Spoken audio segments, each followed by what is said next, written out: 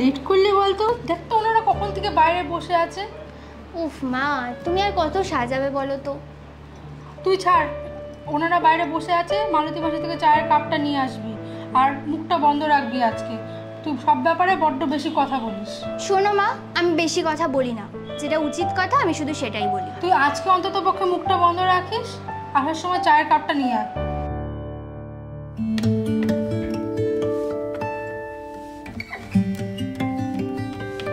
দাদা নমস্কার, অনেকক্ষণ বসতে হলো। না না অসুবিধা নেই, বসুন বসুন।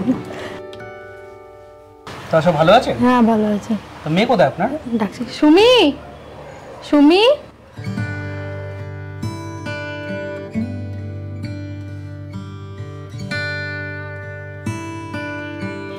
জানো। হ্যাঁ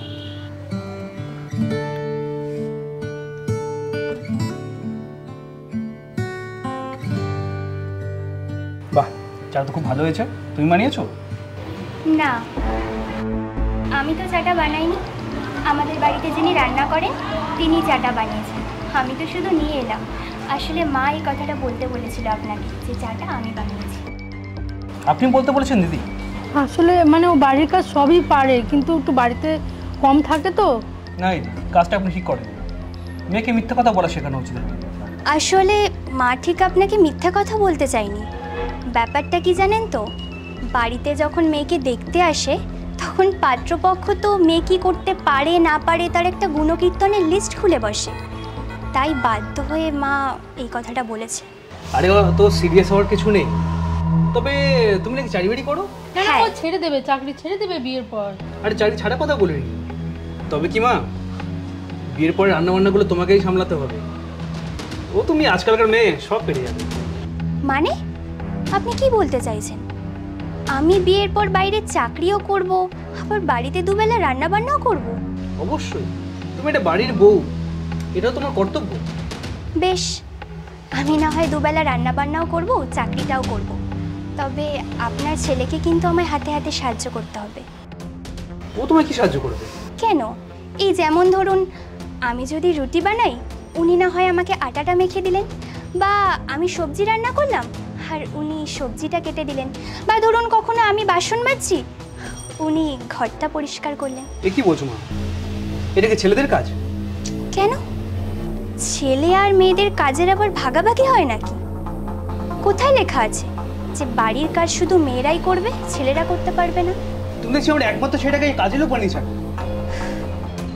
সেই হিসাবে দেখতে গেলে তো আমিও আপনার বাড়িতে কাজের মেয়ে হিসাবে যাচ্ছি না, তাই না? আমিও আমার মার একমাত্র আদরের সন্তান। মা ছোট থেকে আমাকে অনেক আদর যত্নে মানুষ করেছে। আর বিয়েটা যখন আমরা দুজনে করছি, তাহলে সংসারটা না হয় দুজনেই সামলাবো। এ কি দিদি, আপনার মেয়ে আমার সাথে এইভাবে কথা বলছেন কেন?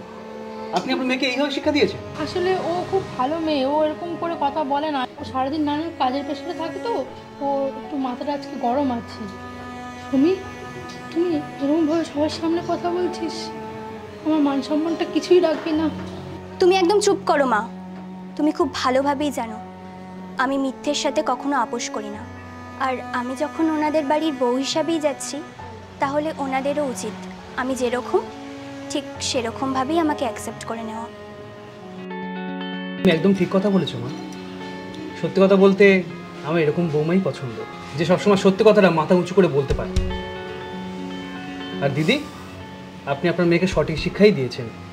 ওর অনেস্টির জন্য আজ এই সম্বন্ধটা আমি পাকা করছি।